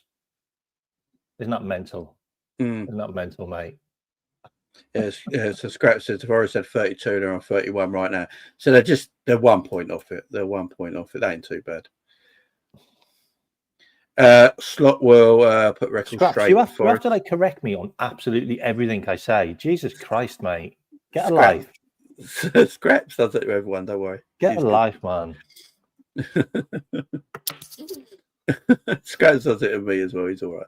My whole point was that's how well they're doing, points wise. Yeah, they're doing well, points wise. Forest get Europa fair play. Yeah, you got to appreciate what Forest do. You know what Forest remind me of? They remind me of Nuno's Wolves team. That's what they remind me of. Very good at the back, stingy at the back. They were really good counter-attacking, weren't they? Good counter-attacking with fast wingers and a good player up top. Good man up top, yeah. They're good balanced. That Forest would be a hard game. That would be our hardest January game, in my opinion. But we should be beating, I'm sorry, if we want to win the title, we should be beating Leicester and Wolves in our next 2 games. What do you reckon of that Forest game? Darwin Núñez winner this time? Yeah, that's the last time we won there, wasn't it? He got that last second winner, wasn't it? Pissed everyone off. Yeah, Darwin always scores and pisses people off, don't he? It's hilarious. I do love it. Yeah, it is. It is. Right, before we finish up, I want to talk about one man and one man only. Harder! Snakes get slithery. Lean in, show y'all the meaning of chivalry. Rap ruler, you can ask Buddha. Right jab like Sam Judah. Every member on my team is a shooter. Tight like a room, no room for intruder. Right, that was him on holiday, wasn't it? That was him on holiday. Our manager, man, Mr. Arne Slot. Mr. Arne Slot. Look, I remember. I do want to go into a bit of a rant about certain people, but I'm not going to do it. I'm going to bite my tongue here, right? But I remember in the summer, not in the summer, when we knew Klopp was leaving, and we were looking for new managers, and all the talk about Tan was, Ruben Amorim or Alonso, and then Alonso decided he'd want to stay at Bayer Leverkusen, so it was all right, fair dues. And we moved on from that. And then the next one was Ruben Amorim, and everyone was watching Sporting Lisbon game to see how Amorim was doing. Oh, he played 3 at the back and all that. Look how well that's going at the moment. And he played 3 at the back, and he's going to be different. It's going to be a change. And And then we heard about the sign-on fee that he wanted and the private plane to West Ham just to wind Liverpool up to make sure Liverpool pay for him and all that sort of nonsense. And then Arne Slot came out, and then Arne Slot went a bookie's number one from nowhere. Like, from nowhere. His name's not been mentioned. No one spoke about him. And on the bookies' favourite, on every bookie's list, Arne Slot was the favourite to get the Liverpool job. And a lot of people were like, Arne who? Who's Arne Slot? We all researched him. I paid for Feyenoord. And then you get the typical Liverpool fans that come out. We're going for the cheap option. Why do we always do this? Why do we always go for the cheap option, not the best option? You know, I'm not going. I remember some Liverpool fans who've got YouTube channels. I've heard them. I remember them. I'm not going to watch Liverpool this season on Slot. I'm not going to do it. You know, and then he's on top of the world right now. And he's come to our football club and he's number one guy. He's arguably the best coach in the world on form right now. You know, we talk about players on form. Who's the best player in the world? He's arguably the best coach in the world on form right now. Yeah. And he has, look, and I know a lot of people don't like FSG. I don't really care about FSG that much. I don't get wound up by them like a lot of other people do. Do I want them to do more? Of course I do. But I don't get wound up by them as much as everyone else does. But I think we have to give them the credit where they deserve, where the seamless transition between Jurgen Klopp and Arne Slot, that has not affected our club at all. Like, at all. You know, in fact, we've only just got better. You know, I just think this man needs credit, man. I just think he just needs credit. I also think it's the seamless transition into Edwards as well, mate. Like, from George Smack and Jurgen into Michael Edwards and Richard Hughes. Like, and yeah, we didn't sign anyone, but we got rid of loads of deadwood off the books that would have been hanging around, that we would have been talking about. Like, why isn't Bobby Clark getting a chance? Why isn't blah, blah, blah, blah, blah, blah, blah. Like, Fabio Carvalho, why isn't he playing? Like, you know, why aren't these players playing? Like, they just got rid of them all. So the conversation was gone and the squad got smaller and then it became tighter, and just look at what it's doing. Like everyone can talk about having this big bloated squad of amazing players, but look what Slot's getting out of this lot, because he likes his squads to be smaller and he likes his teams to be more tightly knit. And, you know, look at the end of the day, it's the whole package which has worked. Like the whole transition, all of this team that Slot's got in. Like, we don't know how good those coaches are in the background. Like, we genuinely don't know how good they are. Like, right. But he's got his team. Like, and he's just got another guy as well. He's just got another guy who does analysis in it, like the scouting stuff or the team analysis from Feyenoord. So we made Liverpool as close as it's been for him at Feyenoord as it can be. Yeah. And it's helped him. And bringing all the coaches he wants, bringing all the medical team that he wants, bringing all of the technical analysis and data. And like, I don't know a club that's ever got rid of everything, including the tea lady, and got everyone back in again and just carried on seamlessly and actually increased to a certain extent. I think we're like maybe 1 or 2 points better off than we were under Jurgen in the last, from last season, I think. Is it like a couple of points? I don't know. I'll have a look at the Premier League table there. Give me a sec. No. Let me have a look. A couple of points, but like, just, it's been insane. Like,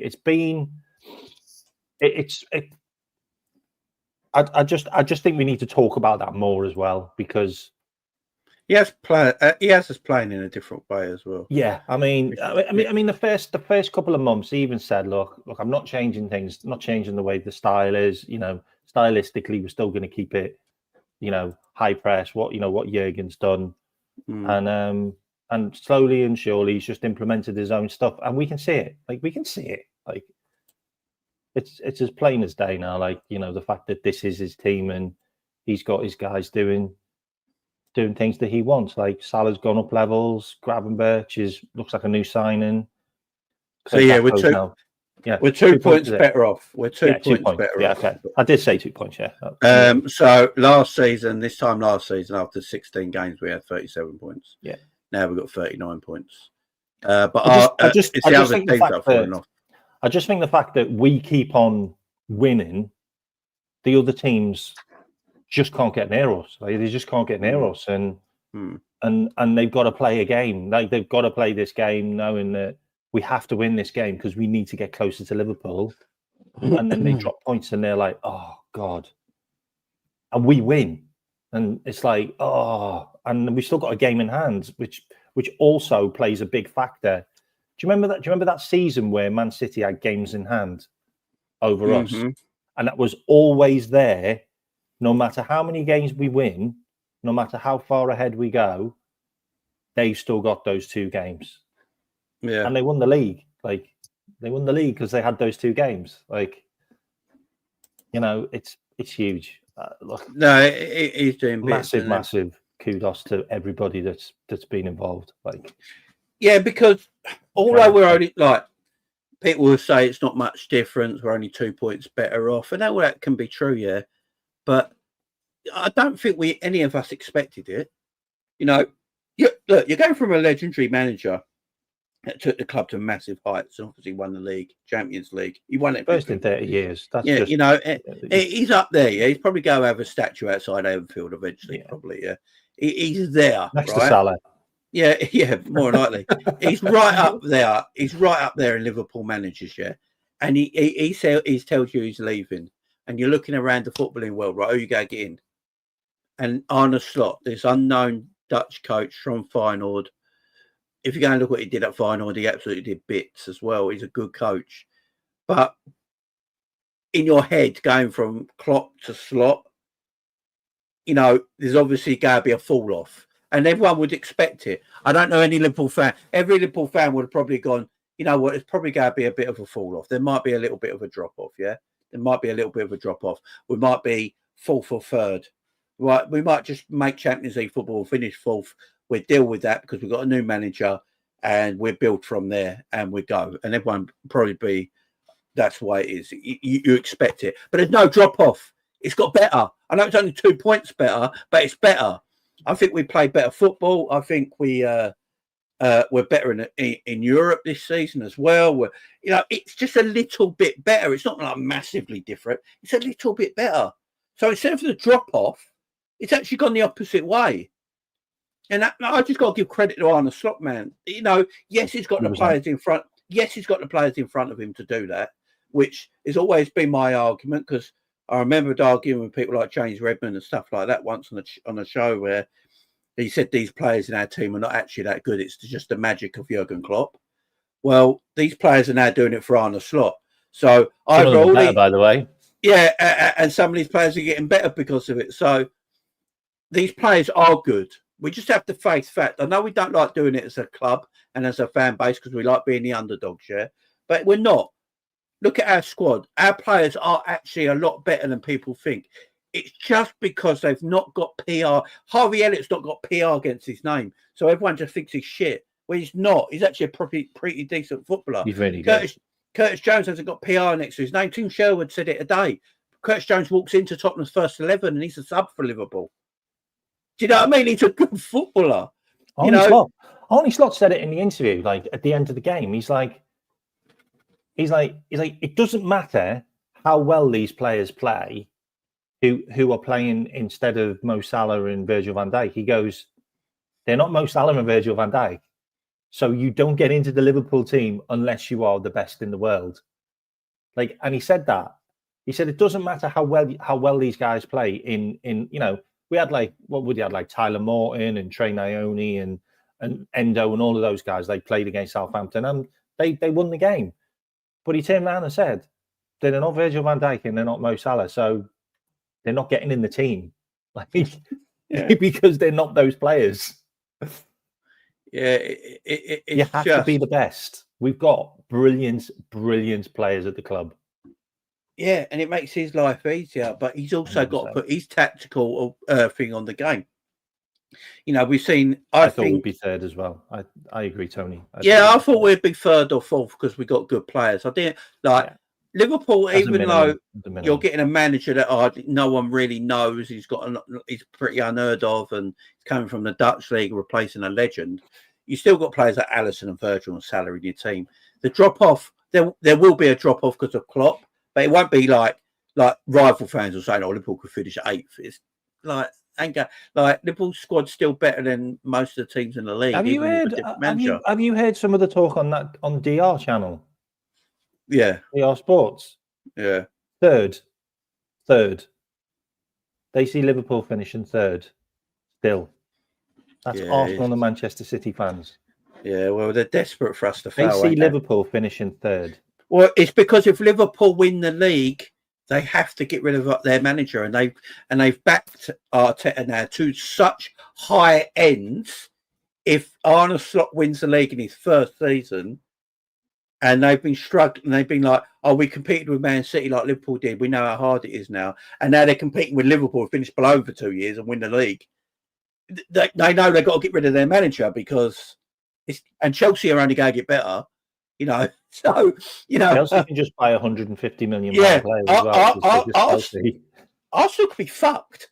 You know, if Arsenal don't win the league this year with no Man City competing against them, and Arne Slot in his first season comes to win the title, and then Chelsea get better next season, and Arne Slot's like, "I'm not stopping here. We're going to get better as well," and Liverpool carry on getting better.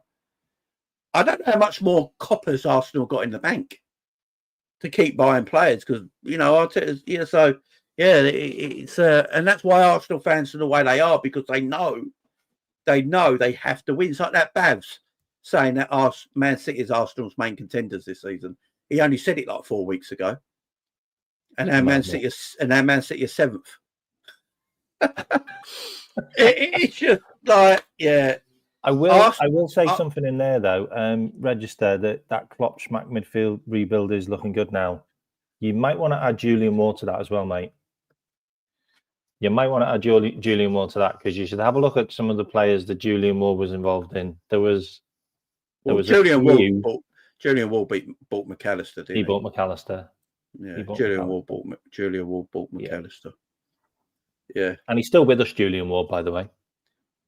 Yeah. By the way, that midfield that we're playing now could have played under Klopp, but he didn't want to play a double pivot. No, he didn't want to play double pivot. He played Mac Allister as a DM. Graham Birch was there. Could have played a double pivot, but he refused it. Didn't we talk about having an extra midfielder quite a while? Yeah, didn't we say we look wide open in midfield? Why don't we just play another midfielder there? Yeah.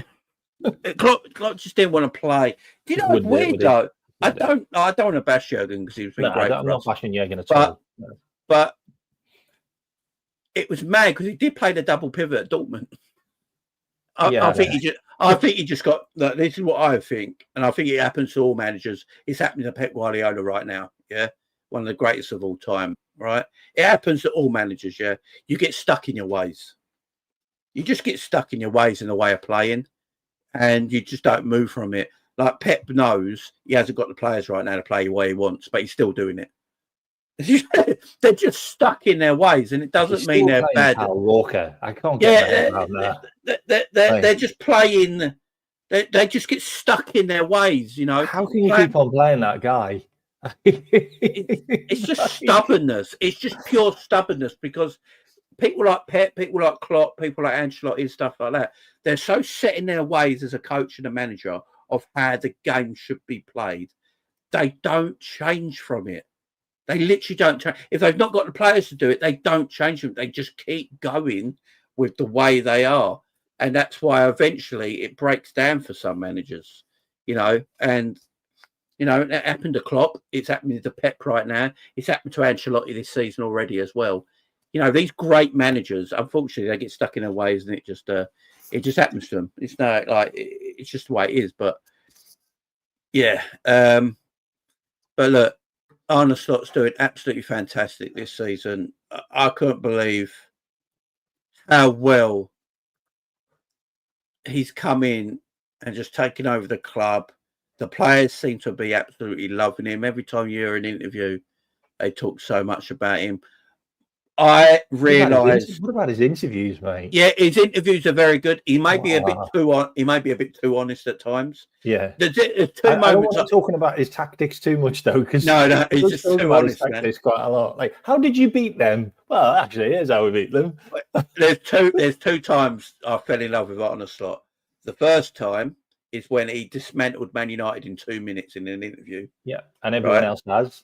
And then everyone else just followed suit what he did. And then the second time, when I realised tactically how good Arne Slot is and how desperately he wants us to win things, is the game against Fulham when we went down to 10 men. You know, he didn't make a sub. He tactically went about it. I'm going to do this. I'm going to do that. I'm going to pull that. Yeah, he went about it in a way that, you know, I'm going to do this tactically. I'm going to try and get us back in the game. And then we had 10 men, and it looked like Fulham had 10 men. And he was like, no, we're not going to sit back and defend it. We'll go attack. I want to try and win this game of football. And we had a few more minutes left. I think we would have won that game in the end. But, yeah, that's when I realised how good he was tactically in that Fulham game. And then way he broke the Man United game down. I was just listening to him and then watching him doing it as well at the same time. You're like, yeah, this man's a thinker. I said it to Drifter yesterday. I think Liverpool got the new Pep Guardiola. That's how far I'm going with it. I think we got the new Pep Guardiola. That's what I'm saying. I think he's tactically an ass. I think he's going to be the new guy on the block for the years to come, and Liverpool got him. By the way, he's only lost one game in 58 matches if you count his final games as well. Yeah. So in his last 58 games with final down Liverpool, he's only lost one game. That's mental. That's mental. Yeah, and he won't stop talking about it, by the way. No, yeah, I love the guy. I absolutely love the guy. I genuinely believe we're heading into a golden age at Liverpool. I really do. Like, are you just okay? So you look at Liverpool now. Okay, we've got Harvey Elliott, we've got Conor Bradley, you've got Curtis Jones, you've got Trent Alexander-Arnold, you've got Ben Doak, you've got Quanseh, you've got Bradley, you've got Queven Keller, you've got Trent Alexander-Arnold. These all came from the academy or players we signed for our academy, and they're into our team. Like Tyler Morton's there as well. You got Owen Beck who's on loan. You know, you've got Kumas. Like all of these guys are all having good seasons at other clubs or at our club, and they're still young. They're still under the age of 23. All of them. Like I don't think people understand like how much we've got at our club already, and to bring in that extra bit of stardust from other clubs, and to sign a big player here and there, and to get those 3 contracts sorted out, and with this guy and this medical staff and these performance and the coaches, and you've got Edwards, which means you're going to be fine with money, going to be fine with the club being run the right way. We've now got Adidas as our new sponsorship. We've now got loads of new other sponsors. We're now doing a tour next year in Singapore or Japan, innit? Yeah. Like, honestly, like we are in a fantastic place. And the fact that the other clubs are all going through transitions as well, and they will be. Arsenal are probably going to go through a transition because they might need to get rid of their manager. Man City, that's going to happen. Manchester United are miles away. Chelsea are the new kids on the block, but they're not sustainable yet. Who knows? You know, we also Tottenham might be up there. They're nowhere to be seen. You know, the future looks so bright for Liverpool. Like, it really does. It's just amazing to be a Liverpool fan right now. Really is. And we didn't think it was going to be like this when Jurgen left. We just didn't. No, we didn't. We thought there'd be a drop. Everyone did. But yeah, that's why I give Slot so much credit, man. The way he's carried on with the team. And you can tell the players are playing for him straight away. You know, it'd be very difficult. I bet Slot did find it, you know, it's quite intimidating. You're coming from Feyenoord to Liverpool Football Club, taking over a Jurgen Klopp team that then that leap is just it's massive and after the moon. Like, and what I think people forget is them players loved Jurgen. Them players loved Jurgen Klopp. I mean, I've never seen Virgil cry. He didn't even cry when in Champions League. Virgil cried when Klopp left. Yeah, he was crying. You know, Trent in tears. These players loved Klopp. He comes in and I was like, and when I noticed it was pre-season when I saw the way he set us up and playing, I was like, shit. Okay. Well, when we destroyed Man United and Arsenal with and I was just watching the way he had to set up, the way we were playing, and I was like, okay. And then they're coming out after the games and saying how much they love the training, especially the midfield players, because it's all about the midfield. We play through the midfield now. We don't bypass it. It's just, it's the same thing all the time. Liverpool's greatest ever manager will always be Bill Shankly, because none of us will be here supporting Liverpool if it weren't for Bill Shankly. Right? No. That's just a fact of the matter. You know, Liverpool were a dead team in Division 2, struggling, financially ruined. He came along from Preston, I believe, was it? Yeah. And then and made Liverpool the biggest club in the world. Yeah. Boot room never went away. Boot room never went away. No, and although he never won what Shankly won, he did win league titles. I believe UEFA Cup and an FA Cup. Yeah. Yeah. So he trophy wise, he's not the most successful, but he'll always be the greatest Liverpool manager of all time, because none of us would be here now if it weren't for Bill Shankly. Bob Paisley won far more. Yeah. Doesn't mean Bob Paisley's a better manager than Bill Shankly, he just won far more. It could be the same situation in generations on.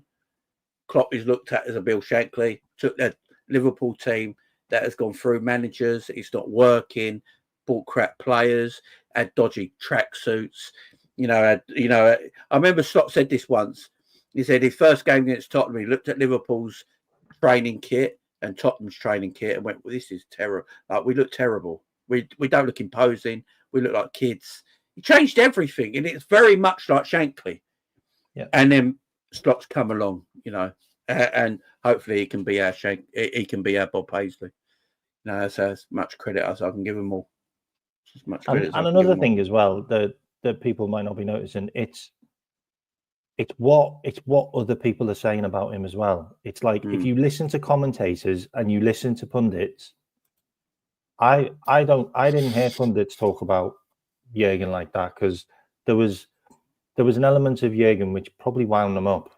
Like, yeah, Jurgen weren't likable to other. He wound apart from Liverpool fans, he weren't likable. If he wasn't a Liverpool fan, then he got under people's noses. But like listening to other commentators and pundits talk about Slot is like, geez, but this guy's not even been around that long, and you've got them saying listening to his press conferences, I'm hanging on every word. Like I'm learning what he's talking about. Like, did you see Roy Keane giving him googly eyes when he was talking about how he dismantled Manchester United? Yeah, Roy loved it. I'm like, that's Roy Keane. He doesn't like anyone. Yeah, Roy loved it, man. Yeah, he's different, man. He's different. I love the guy. I love the guy. But guys, we got to finish special there. We got something special. We'll go finish on that. And what we got to do to finish on, guys, why not do the Arne Slot dance? See you later, guys. Guys, Merry Christmas from everyone put my here. Link in the chat as well, mate. Yeah, put your link in the chat. Any people who want to subscribe, please do. That'd be great. But Merry Christmas, everybody. I hope you have a great Christmas with your family. Merry Christmas, everyone. If you do celebrate the holidays, I'll be back after Christmas, guys. So make sure you enjoy it. Make sure you have a great one. If you are celebrating the day. And have a great Christmas, guys. Have a great Christmas. And all the best, everyone. I'll leave you on the Arne Slot dance. See you later.